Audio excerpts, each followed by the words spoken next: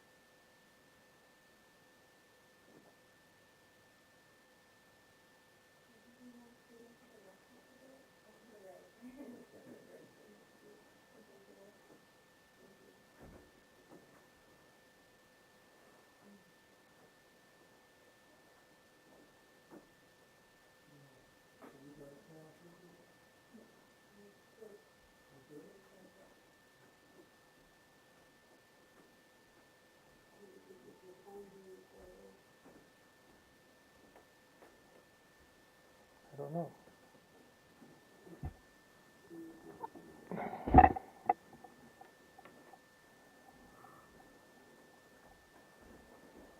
We know you're a popular.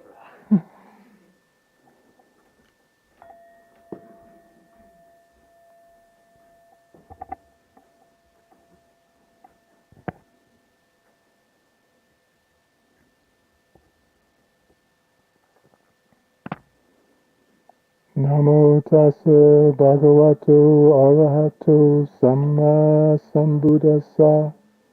Namo tassa bhagavato arahato samma sambuddhassa. Namo tassa bhagavato arahato samma sambuddhassa. Good afternoon, Sangha. All right.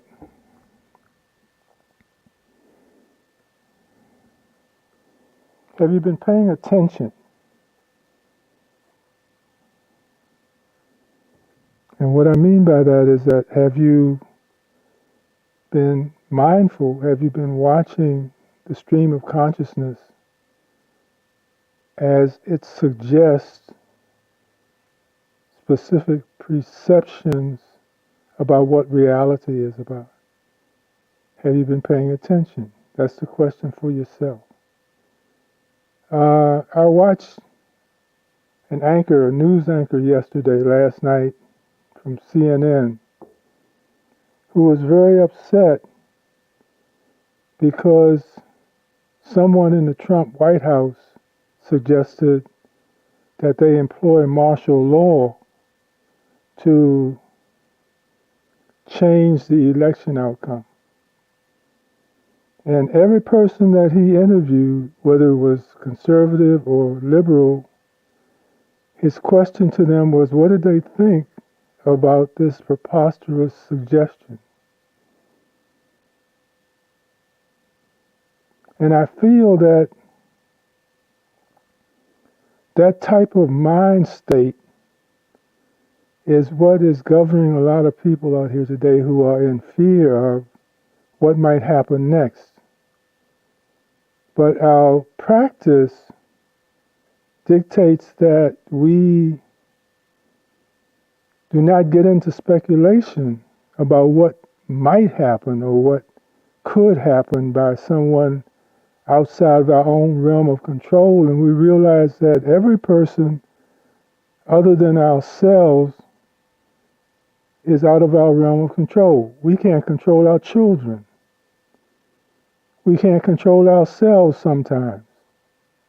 So therefore, we certainly don't control the guy down the street and what he decides to think and what he decides to do and what he decides to worry about. But we do have a practice that allows us to moderate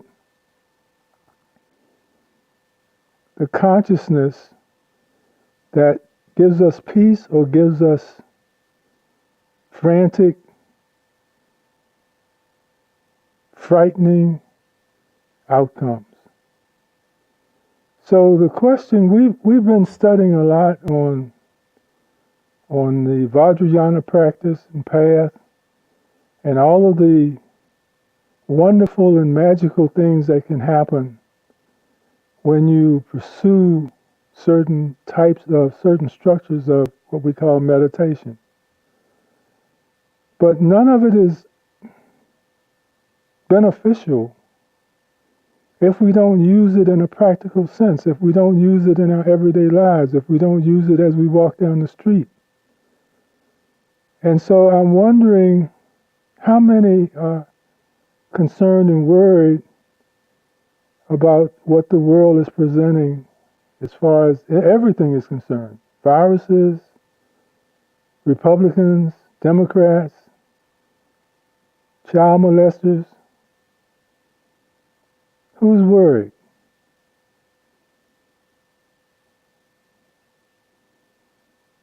All right, well, this practice works. We can all go. Yeah, we have this kicked in the butt. Not a problem. All right, now let's tell the truth. Who's worried? All right, okay, there you go. That's better. So now, this gets back then to my initial question about, are you paying attention? For instance, I don't think anyone in here is worried about a lion this morning. Not L-Y-I-N-G, but L-I-O-N. And no one's worried about that because they look around and they see that the Dhamma hall is void of lions.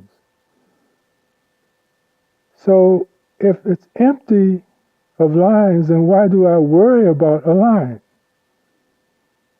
This is the concept, this is the practice, this is the observation. That if I am in a reality that doesn't contain the disturbance, doesn't contain the fear, doesn't contain the object that produces the fear, then why do I have a fear about the object? If someone in here started coughing and sneezing, everybody would move over to one side of the Dhamma hall. And that's legitimate. I mean, that's legitimate because we can say that, well, when I thought about it, I know that coughing and sneezing is a symptom of virus, is a symptom of contagion. And so I'm just sort of putting some space. I'm distancing myself from that person who's coughing and sneezing. But if I'm distancing myself and there's no one around me with the potential, then it says I am allowing my perception to drive and inform me of my dangers. However, if I'm in here by myself and I'm worrying about something like contracting COVID, and there's no one else here but me, or there's no one else in my room, in my kuti but me, or there's no one else on the street but me, then why am I worried about contracting something? Now, I don't say that we shouldn't take the precautions, we shouldn't wear masks, we should stay a safe distance from other people, who we don't know, who are strangers to us. We don't know what their habits have been and who they've been in contact with.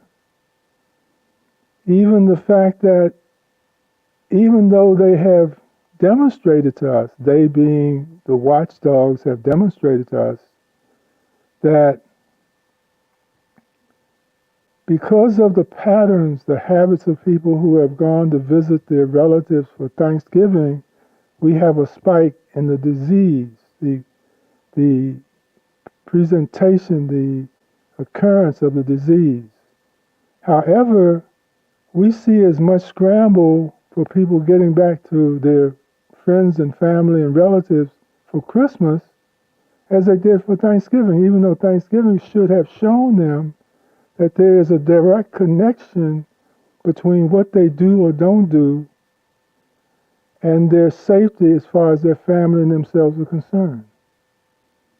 So it would seem to me that if people were awake and paying attention, that there would be no air travel, there would be nobody to travel on the airplane. So there would be no point in talking about air travel and whether or not it would be safe. Because it's obvious that it's not safe. But we're not paying attention. We're listening to some perception in the mind, in consciousness that says, but I've got to see my family. All of the health advisors are suggesting that we wait. We wait until everyone gets vaccinated. We wait until everyone stops sneezing and coughing. And then we go visit them. That we wrap our celebration of Christmas, New Year's, Thanksgiving, everything all into one. And when we can do that safely in the spring or whenever that happens, then we can put our time in and our love in and our heartfulness in, and everyone will be safe. So why is it that people are flooding the airports? They're not paying attention. They're not considering the other person. So I hope that everyone here will consider paying attention to their own actions and reactions and responses so that we can provide a safe net for all of the people that we love. And we say that we love everybody. That's our practice. Our practice is to be bodhisattvas. That we love everybody. We care about everybody. Not just those that we know and who have been kind to us, but those who haven't been kind to us, those who we don't know. We've got to be examples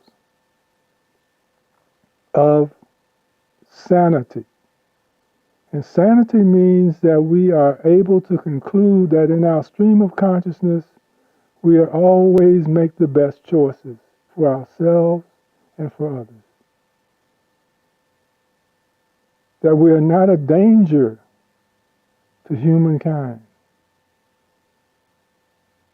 That we consider others when they don't consider themselves. That's what love is. That's what respect is. That's the least we can do. There are people who are putting themselves in harm's way every day, whether it's in Iran and Iraq, or whether it's in the local hospital, the local senior home. They're putting themselves in harm's way delivering mail, delivering Christmas goodies to people.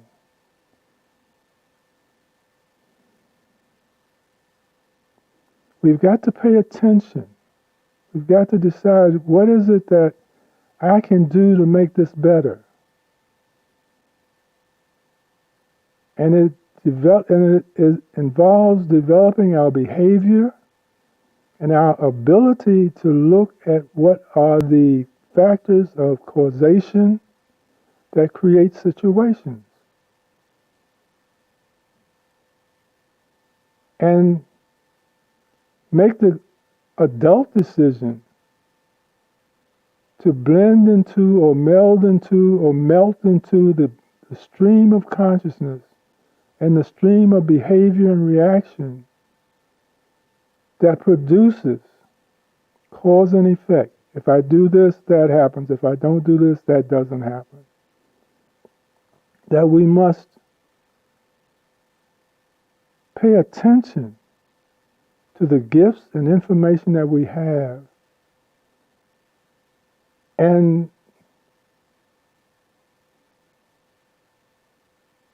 prepare to not argue with the truth that it brings us. Now again, if none of that is present in our reality, in our consciousness, then we don't have to worry about it because it's absent. It's only in the mind stream that it's present. But as long as we can observe that doing certain things, having certain behaviors will harm people, then it is our responsibility as practitioners, as bodhisattvas, to demonstrate the kind of love to others that we say we have. And it starts with paying attention. Am I doing my best to protect myself and others from harm? To do no harm is what our promise is to the world. And this means that we have to pay attention every moment of our existence, every moment of our movement, to ensure that we do no harm to ourselves and we do no harm to others. It doesn't take that much more time to fulfill that obligation or that promise. It doesn't take any more time than being oblivious to what our responsibility is as a bodhisattva. Because a part of being a bodhisattva requires that we are present in the moment. We are present and aware. We are paying attention to the stream of consciousness. We're listening to our options and we're making the best possible one with our resources that we have at our disposal. And our first resource is the mind. So are we paying attention to what we're thinking? Or are we being herded by our thoughts and our beliefs to do things that may not be the best choices available?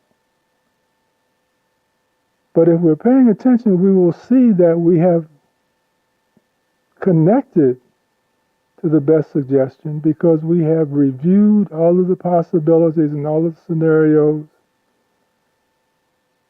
and all of the perceptions, all of the components of memory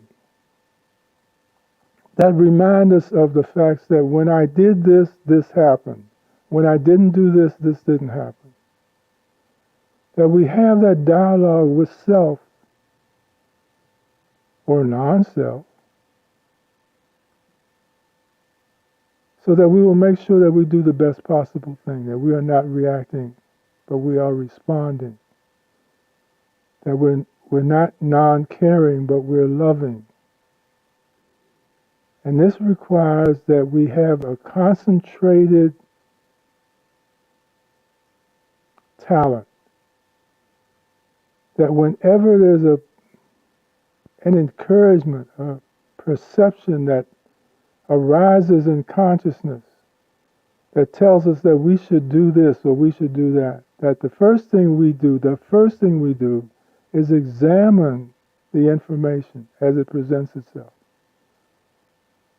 And we ask ourselves, is that the best solution for me and the ones that I love?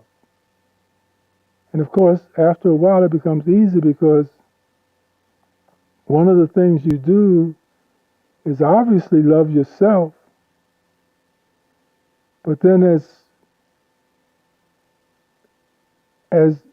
heavy as that is, as important as that is, we also present a level field where others are presented and respected and addressed and looked after. So it requires that we spend that time to pay attention to conscious streams, to ask ourselves, where did they come from? Did they come from a space of selfishness, or did they come from a space of love?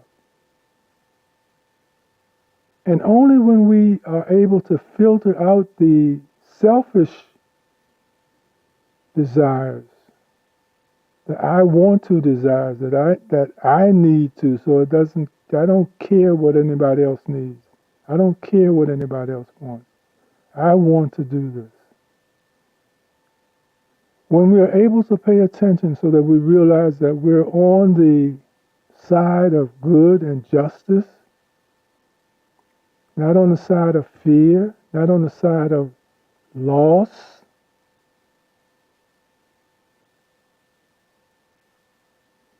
then we will be practicing.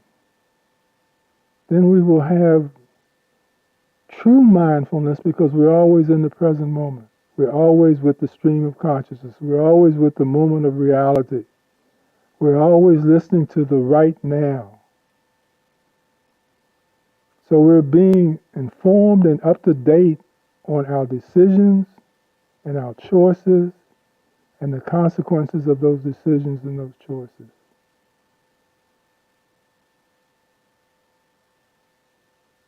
All right, I'm through. What I would like for those who would like to is to comment, if you're having trouble staying in the present, if you're having trouble being with the stream of immediate consciousness, then we'll talk about it because we are going to begin. We've done a lot of book studying. We've done a lot of studying of different systems that are available to us to practice. But now what we want to do is practice. And to practice means that we have to be present in the stream of consciousness that is right now. Because if we're not right now, we're always making bad decisions because we're making decisions on information that's already out of date. So we've got to be in the here and now in order to have the latest information to make the best decisions for ourselves and for those who we love, which is everyone else. Okay. Yes. Well, I guess, I deal with fear a lot. It kind of comes in waves. Okay. Particularly with my job, being a teacher. Okay. And I think I just keep kind of dealing with it and having it pass because I do, care for other people. I realize kids need to come back to school, and the parents need it too because they need to work, and it's part of that system that needs to happen. And I care about them, so I want them to have that opportunity, but then it concerns me when either the city or, parents are just like, oh, I can't wait, for them to just come back and give us responsibilities where it feels like they're not thinking about the teachers being at risk. Mm-hmm. And I feel like that keeps happening over and over again where there's a situation and it's a little scary to me and then I let it go and it ends up, it's going to be okay. Mm-hmm. But I'm not sure if it's my fear or something else. All right. So what is fear? Where does fear happen? I guess it's the unknown. Nope. No. It's the known. We don't fear the unknown, we fear the known. It's our perception of what the future might bring in the next moment, or what people might do in the next moment. But it has nothing to do with what's happening right now. Right now, what you have is a big heart, because again, it takes a lot of courage and an acceptance of responsibility to walk into the lion's den and do the things that you and all of the other people out there are doing for the children. Children, no matter what we do for ourselves and for the other grown-ups, the children are the future. And for those who are taking care and shepherding them so that they can get through this thing, so that they can grow up and be healthy and not fearful for the rest of their lives. That they know that this world is composed of people who care about them, not only their moms and dads. And a part of the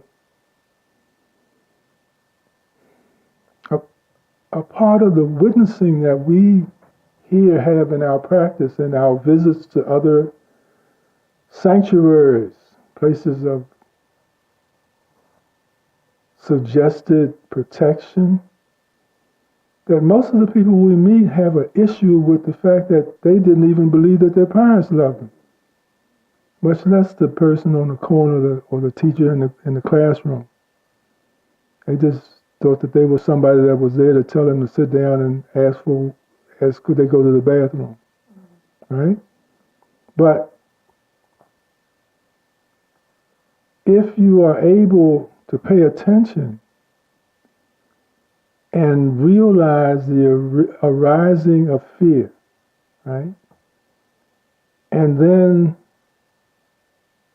pay attention to your breath. Watch your breathing. Because what that will do is to bring you back to the moment. And in the moment, you will have the awareness that I'm worrying about something, but it's not here. It's not where I am right this minute. So even though it might be true that it might hurt me next week, right now it is not present.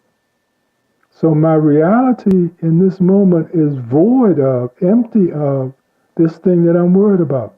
So why am I worried if it isn't present? Why am I worried about this line if the line isn't here? Yeah? So as soon as you take the next breath, you can escape all of the feeling that you define as fear, because it can't exist where you are. All right? Try it. Work with it. Practice it. Make it perfect, because you're doing a great job. We need you, right? The children need you. Okay? Don't give up. Okay. All right? Show them how to be strong.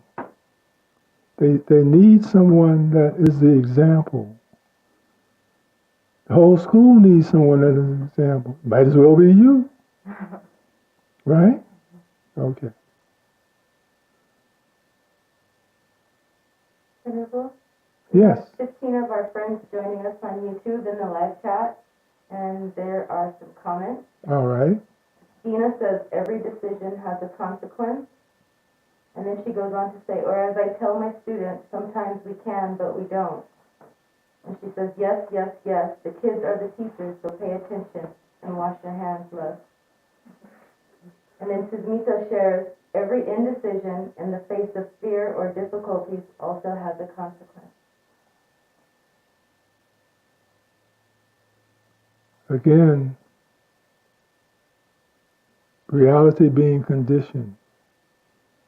If this is present, this happens. If this isn't present, this doesn't happen. That's all we're talking about. So,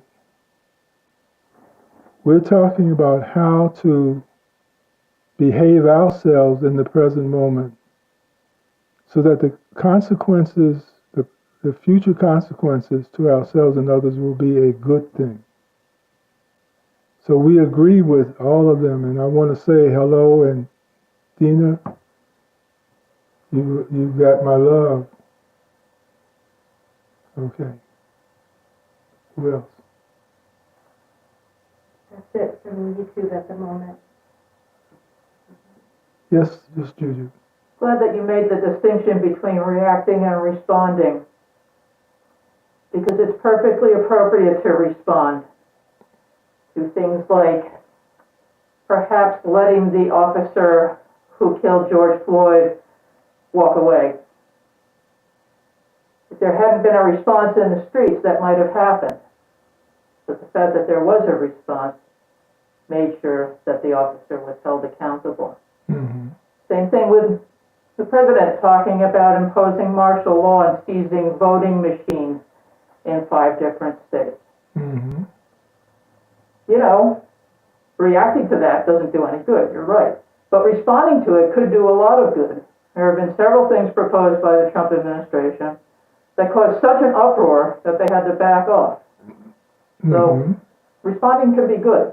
Okay. Responding happens, though. What I'm trying to share is that it's not about responding. It's about responding at the appropriate time. It's about not allowing our response to be shaped by our fear or the misinformation of residing in anything other than the present moment. Because my response is shaped by, designed by, what I think is the moment right here. But if my mind is in the past or the future, my response will be inappropriate to the moment of the present. So I'm making sure that we're paying attention to be who we can be and to share what we can share, but also realizing that timing is also an appropriate essential to the effectiveness that I bring to the moment or bring to the situation or the condition. So I agree with you. All of those things are true. But if I'm not here right now, I am clutching, because what I'm reacting to has already happened and gone. And what I'm responding to is something that is different from what it is that I am being influenced by, fearful of, angry about. So we must make sure that our timing is appropriate and correct by staying in the moment and always responding and being able to be fluid, if you will, about making our adjustments to where we are in the present moment, as opposed to making our adjustments to and we're existing or coexisting with the past or coexisting with the future. We must be right here to make the best decision and the best choice. Do you agree? I take your point entirely, but I'm not going to wait until the president orders National Guardsmen into Philadelphia to seize the voting machines to respond. Did he do that? Did he do that? But if I wait until he does that, what good does that do? What I'm saying is that he didn't do that. He thought about it as he has thought about lots of crazy crap. Okay? That's what I said. But he's come up with lots of ideas, and there's been a massive outpouring of saying, don't do that, and he backed off. Okay. I think that's a good thing that there was a massive outpouring of don't do that. First. Okay. All right. I take your point. I'm not talking about being reactive. I'm not talking about being angry or fearful. I'm talking about saying that's not a good thing to do. Let's not do that. Okay. And that has nothing to do with the increments that we have to flow through, the gates, if you will, the GATES gates of consciousness or time or awareness that we have to flow through to make sure that we are responding to the right thing. and in the right way. Because all of those conditions that we see the moment with determine what the next moment will be. And it has nothing to do necessarily with the person who's making the most noise, screaming the loudest, or presenting the most intelligent discussion. What it has to do with being right on time. That's what I'm saying.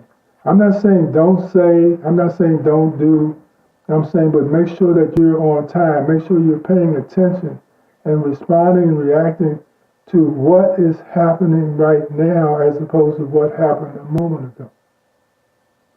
Because right now and a moment ago and a moment later are not the same thing. So a part of the responsibility of solving situations is about being appropriate in your timing of the situation. You understand? I totally understand. Oh, okay. And you're saying that the people on CNN last night were being reactive and not responsive. No, I'm saying the people on CNN last night were beating a drum that had to do with something that happened 2 days before. And so they were inciting, they weren't bringing suggestions of appropriateness to the situation. They were beating a drum and reacting and dialoguing about something that had already happened 2 days before, that had already been resolved and addressed in the White House with all of the appropriate stuff that you're talking about. So it didn't get out of the White House because even in the White House, even in the West Wing, they thought that there was something a little askew. Even Mark Meadows thought so. That's my point. That's my point. Pardon, Ronnie? So the thing about the Dhamma and what it helps us with is our justification tendency. So when it's pointing to something specific, if we don't apply it where it's being pointed, we go with the yeah, buts or the what if, then we miss being able to make the application around the topic. Mm-hmm. Because we can make assertions about things that do make perfectly good sense, but that's not what we're talking about. Mm-hmm. We're talking about when you're motivated by fear and when the suffering is present in you. Mm-hmm. And that's a different thing. So, like, I'm not suffering around things that are outside of my control. Mm-hmm. That's where I arouse perhaps the courage to be able to get through this too, because there are other people in the world who go through a lot worse stuff than what I have to go through. You know, but we feel we cannot or are not going to go through anything. And so our fight is to keep us from going through things. But there are people who go through things, people who have no job right now, people who have no food today, people who have no house, people who have no money, people who are sick, people who have loved ones that died last night, people, you know, I could go through 10,000 things that's not happening to me right now. And when I try to balance that with what is happening to me, I find more patience and more internal security that I can handle what comes up in my life that I don't want. Or maybe I can't handle it, or maybe I won't handle it. But the best use of the Dhamma is to see where something fits my suffering. Mm-hmm. And address it to that. Mm-hmm. You know, and my suffering, what causes me suffering may be different than what causes you suffering. You know, but if I just use it as where I'm suffering, then we wouldn't keep taking courses. Wouldn't keep reading books. We would practice that. So I think we do a lot of that to keep from practicing. Maybe if I read one more book. Maybe I take one more class. Well, maybe that, and so we don't get to work on what we need to work on, and the suffering never ceases. Thank you so much for that. Juju, I'd like to make a sports metaphor. I know that you like sports, you like football, right?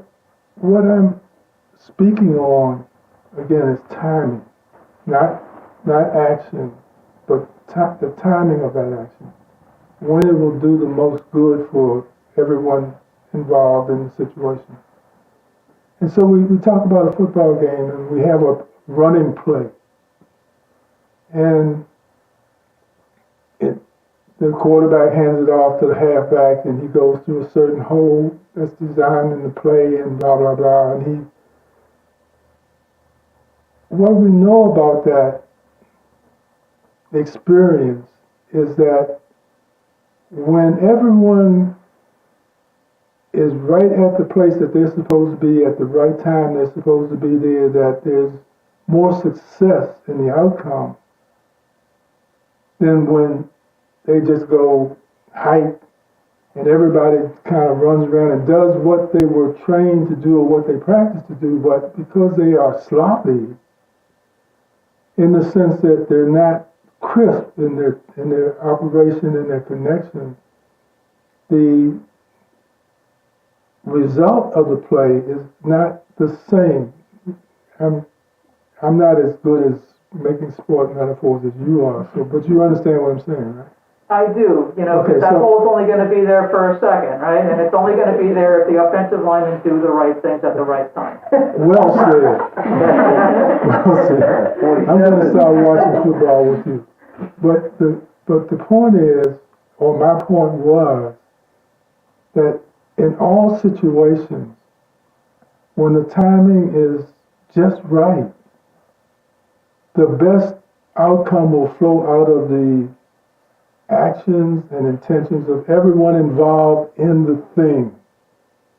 That's all I'm saying. That we can do this and we can do that and we can respond, but if we're not on time, a lot of our energy and a lot of our intention and a lot of our love will be diffused and absorbed in the scattering of energy and participation that might not have been necessary if everybody was right on time with what they had to do and spoke up or didn't speak up or said or didn't say right at the appropriate time, which then would make everyone's efforts successful. That the outcome is best when everybody is hitting the hole that they're supposed to hit at the right time. So not any dispute about anything that was said, but it was also not to forget that if it's done at the right and appropriate time in consciousness, it will have a more progressive effect on it than if it's not that way, if everybody's not on the same clock. And so what I'm encouraging is that everybody know what time it is by looking at the same clock, so we will be on the same time frame. We will be in the same time zone. All right? I was thinking about time when I was walking over here. Sister put out a tweet or a text earlier today asking somebody to bring the time in from the back of the van, and that it weighed about 40 pounds. And I was thinking about that, and I was thinking, I bet it's a lot heavier than that. I don't know, well, maybe it's a lot lighter than that. I don't know, I don't know, well, what is time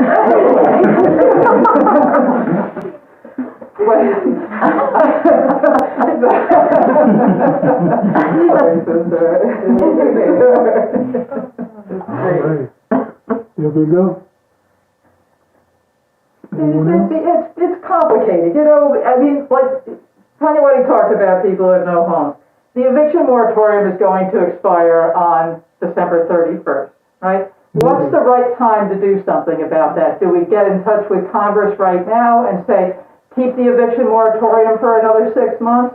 Do we wait until December 31st? Do we wait till a landlord takes out an eviction notice and we go and block the marshals from taking the belongings out of the house? I mean, you know, time is interesting.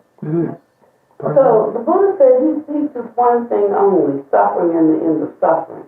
So you have to keep the teachings within the context of what causes mental suffering. It doesn't mean you don't take an action. I've said many times to a person, they have to leave here. They don't have to leave mad, but they have to go.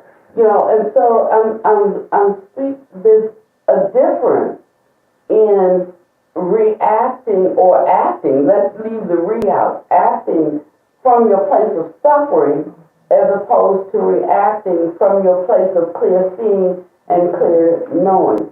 The energy that comes into the world that is around the suffering. And so our response should be better than what the world can offer. For instance, sometimes when we get so outraged, we meaning just people, get so outraged, like it doesn't matter what I do, there's never going to be any justice. I might as well just tear up shit and get whatever I can get. And they start looting. Okay, and there's a response to that. And I understand the response, but I also understand the ignorance of it, you know, and how it doesn't help, but it is a reaction. They're saying, like, if you won't let me have mine, you're not going to have yours either. And when it hits your house, then you're going to want to come to the table and talk. So I understand the madness behind it, but madness it is. And I'm saying that as we grow in the Dhamma, we should have a different kind of wisdom than what comes out. I love CNN.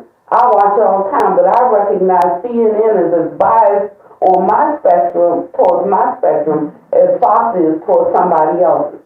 You know, it's not just the news. It's like, what do you think he's saying? What do you think he means? What do you think he might do? You know, and by the time you get a steady stream of that, you know, your fear factor goes up, your and one loses one's stability and clear-sightedness to find the middle path, and so that's all we're talking about, is how to be wise in something so one can really see what things are. For instance, somebody can have plenty of money in a time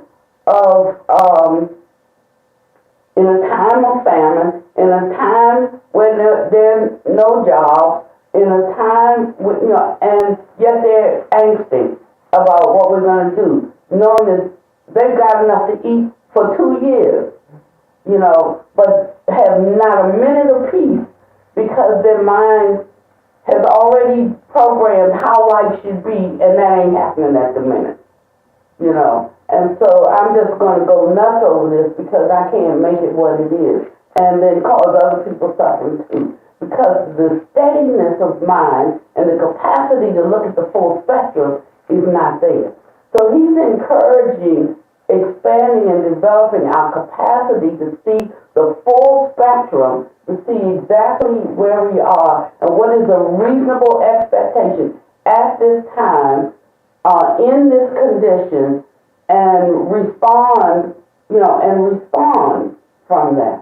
And we can see what happens when we are fearful, because we see a lot of their reactions, actions based on fear and actions based on ignorance. And so we can see it on their side, but perhaps we justify it on our side. And he's just saying, you can get through this moment. We've gotten through plagues and human beings are still here. We've gotten through wars and human beings are still here. We've gotten through famine and human beings are still here. We've gotten through, we can get through this moment, but how we get through it depends on the steadiness of our mind and the willingness to look at the full spectrum. And I would hope that Buddhist practice encourages people to do that. If not, the practice is not worth anything.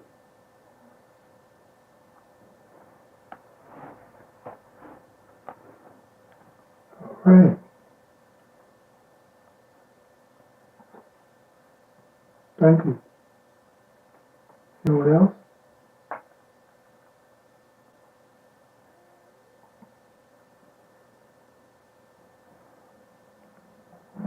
Then let's go out and sprinkle some of this wisdom around.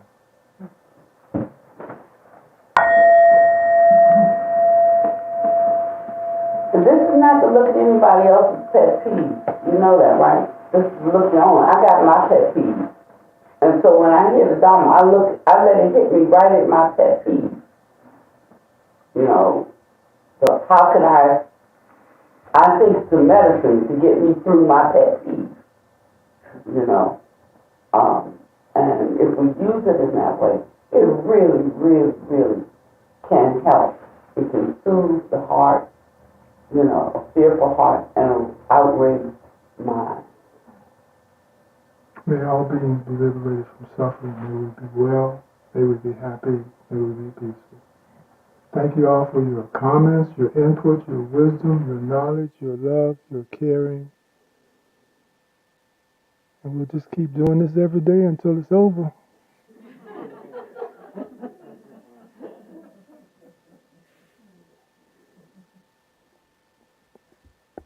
Give me a call, Dina.